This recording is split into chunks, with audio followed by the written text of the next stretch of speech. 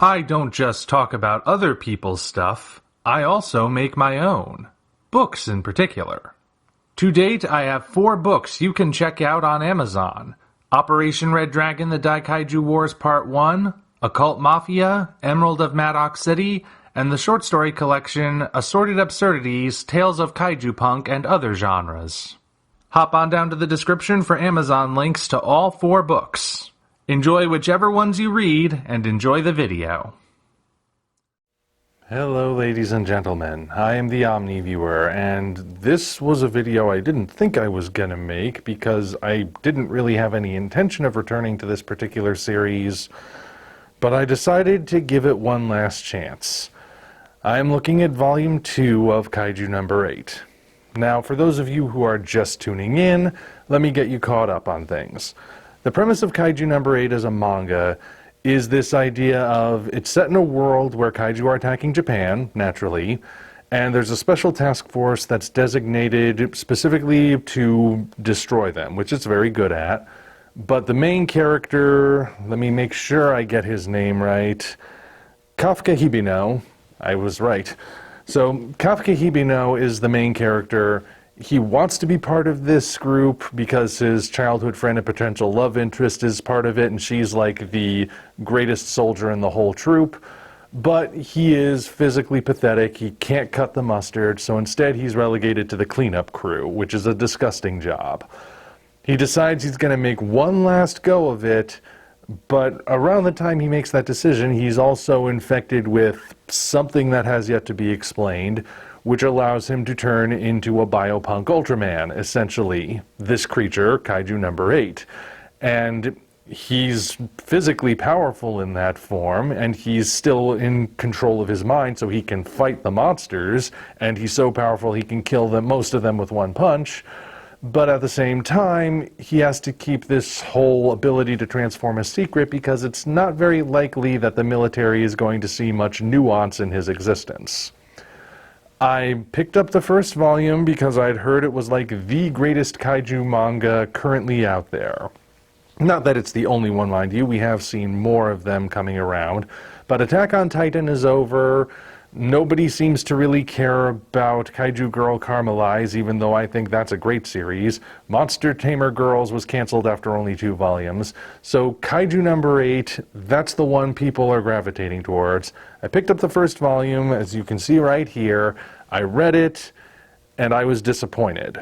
I didn't hate this thing per se, but I just was let down by the experience. I felt like its comedy, which I wasn't really expecting, was more cringe-inducing than actually funny. It didn't really deliver properly on the premise of a guy who can turn into a kaiju, and by the end, I just didn't feel satisfied. I know they say that you gotta leave the audience hungry for more, but you gotta actually give them something to be hungry for next time, and I don't think this actually delivered. I know a lot of people disagreed with me, that's their prerogative. I just didn't see what all the hype was about, and I didn't think I was going to ever come back to Kaiju number 8 again. But a lot of people told me that if I was disappointed with Volume 1, I should keep reading anyway because in Volume 2 it gets better. So I was in the bookstore the other day, saw the volume staring at me and thought, okay, what the heck. I'll give Kaiju number 8 one more chance to impress me, and if it doesn't by the time I'm done, if I still get to the end and I'm not impressed with it, then I'll just blame all of you. No, actually, I will just cut my losses and move on. So, I've read Volume 2.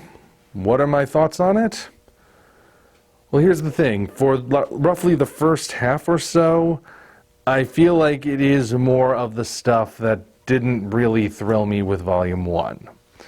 Now, like I said, Volume 1, what didn't impress me about it was that it had jokes that weren't very funny because it was more just about like saying something and then another character saying the opposite of that thing, but saying it really loud and exaggeratedly or something like that.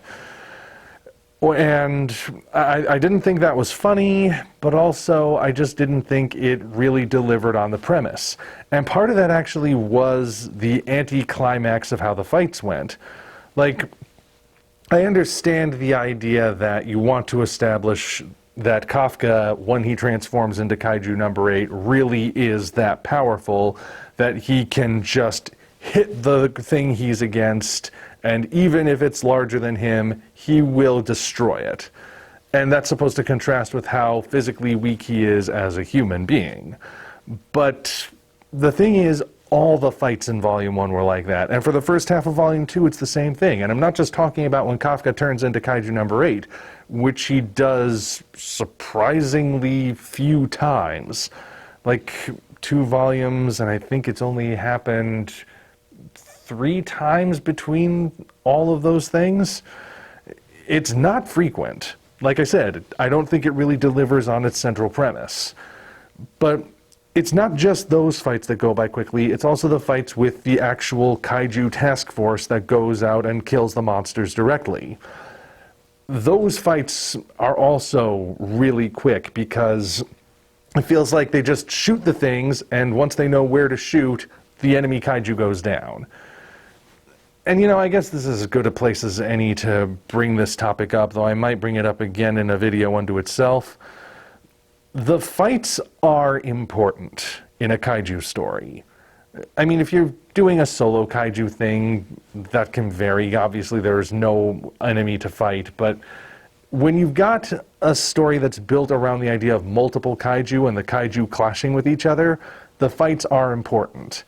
Back when the Polygon trilogy came along and has objectively the most boring, lackluster fights in the entire Godzilla franchise, I mean, you can't have a less interesting fight than watching 3 glowing strands of linguini lift a dinosaur-shaped topiary into the sky, while a bunch of cardboard cutouts stand off to the side and spout technobabble, trying to convince us that what we're seeing is really exciting when it's not. I'm sorry, that's just, you can't sink lower than that as far as I'm concerned, and I hope I'm never proven wrong.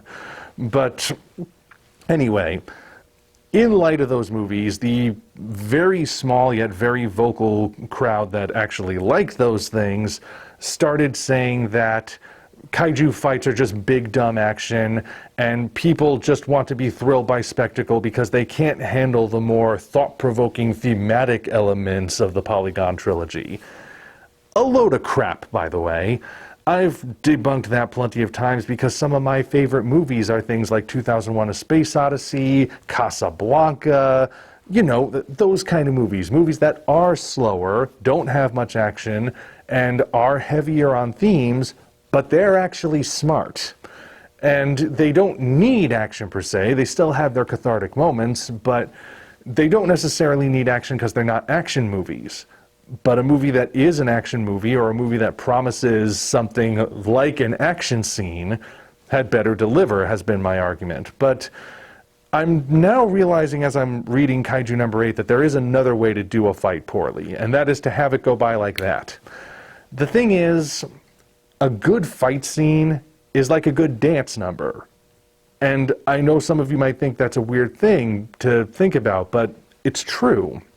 I mean, there are some obvious similarities between them, like they both involve people physically moving, and there's a matter of you gotta have timing, you gotta have it look good on camera, you have to know when to land and hold a pose and when to keep the momentum going in either case. But there's more to it than just that. A good fight and a good dance scene, and yes, you can assume from this point forward that when I'm talking about them, I am talking about specifically when they are done well. A fight scene and a dance scene can have an emotional catharsis and be a narrative unto itself, because the characters are expressing themselves as physically as they possibly can, and there's got to be a build. You are not just leading with a finishing move per se, because the finishing move is meant to be that cathartic moment. It's the moment where everything finally comes to a head, and that is the finish. But you gotta build to that in order for it to really have an impact. If you just start with it, then it's a letdown. You're just left there thinking that was over too soon. I was expecting to be brought on this journey, but instead you just delivered the finish without giving me anything to go on beforehand. And all the fights in Kaiju number 8's first and a half volumes are like that. And I don't know if it's because they are trying to evoke similarities and comparisons to One Punch Man or what, but One Punch Man, of course, is a comedy. The fact that he can take down opponents so quickly is a joke. Kaiju number 8 may have comedy in it, but it's not applied to those action scenes, not the way they're delivered. So I still feel like for the first half of Volume 2, it was still disappointing. And at the halfway point, I was thinking, okay, I am not seeing where this is a good thing still. So, well, I was bracing myself to just be let down again, but I kept reading this second volume, and surprisingly, I did start to see a glimmer of hope. Now, even back in Volume 1, there were hints of a greater plot going on. Something beyond just that central idea of Kafka Hibino gets infected by something and now he can become a monster. But there wasn't really enough of it in Volume 1 to really land. Like, there were only these very, very vague hints, enough to make you wonder, what's going on here? But not enough to make me wonder, ooh, I can't wait to see where that's going, because it was such a minor part of it. In Volume 2, however, that starts to take more center stage. There's this other human-sized kaiju creature who, as far as I can tell, doesn't have a name yet, at least as far as the first 2 volumes go. But he can talk, he's human-sized, he can shapeshift to make himself look like a human, so he's actually on the cleanup crew, surprisingly. And he has the ability to bring dead kaiju back to life. And he's clearly plotting something. Clearly, this is showing us that these kaiju attacks are not just random, they are coordinated. Someone is behind them, which may not be the most original idea ever, but at least it's an intriguing idea, and it's presented in such a way that I'm curious to see what this particular take on that concept will be. And once he enters the picture, and he actually traps a pair of the task force rookies in this. I don't really think they actually explain why this region appears where they can't escape, but whatever, you just accept that they're trapped by him. He actually provides a challenge. He is not a character that they can just shoot and he's dead. They can hit him, but he's a little tougher, I think, and he can attack them right back, and his attacks are rapid fire. Like, you have to be very sharp-eyed to see that the attack is about to happen if you want a chance at dodging it. So that suddenly brings us to an interesting action sequence, where it's not just the hero steps in and goes bang and the monster's dead. Now we're actually seeing our characters face a challenge. Now there's an opponent who will not go down easily, and he could very well kill them. That is interesting. That presents us with this sequence where we're slowly, well, not slowly, but we're steadily watching as these characters go against each other, and our heroes are struggling to survive against an opponent who seems very confident that he doesn't have the disadvantage at all, until it finally builds to a point where Kafka comes in, transforms into Kaiju number 8, and delivers a blow that takes this enemy down, but doesn't necessarily kill him. And much like Volume 1, it ends on a cliffhanger, but this time I was looking at it and going, okay, now I'm intrigued. Now you've actually delivered something worthwhile, and I'm curious to see what happens next. because we've now got something more interesting. So, does that necessarily excuse the fact that it took 1.5 volumes to get there? I don't think so, but now it's got my attention. Now I'm actually thinking I might go back out at some point, pick up volume 3, and see if that continues to carry the story forward in a positive direction.